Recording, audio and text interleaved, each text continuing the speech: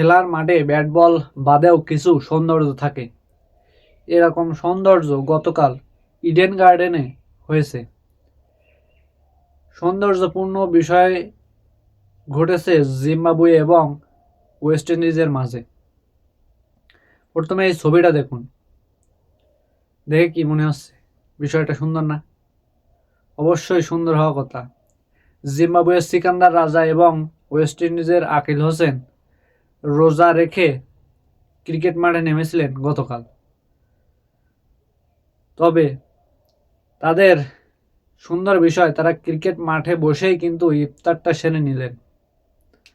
বর্তমান সময়ে বিশ্ব ক্রিকেটে যে একটা বিভেদ তৈরি হয়েছে, এই বিভেদের মাঝেও এই দুইজন ক্রিকেটার তখন সবার মন জয় করে নিয়েছে তাদের এই সৌন্দর্যপূর্ণ আচরণ দিয়ে। একটি খেলা কিভাবে মানুষকে এক সুতোয় গাঁথতে পারে তার প্রমাণ এটি। এটা রোজা, রমজানের মাস। সিকান্দার রাজা আগেই বলেছেন, রোজা মানুষের শক্তি কমায় না, আরো দ্বিগুণ করে দেয়। এটা আসলেই অনেক গুরুত্বপূর্ণ কথা। ছবিটি দেখে এই মনে হচ্ছে।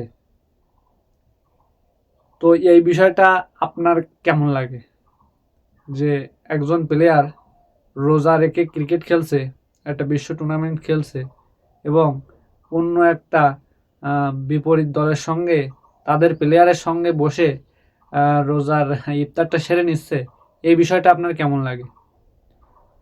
আপনি কি রোজা রেখেছেন? বিষয়টা কমেন্টে জানাবেন। ভালো কাটুক আপনার রোজা, রমজানের মাস।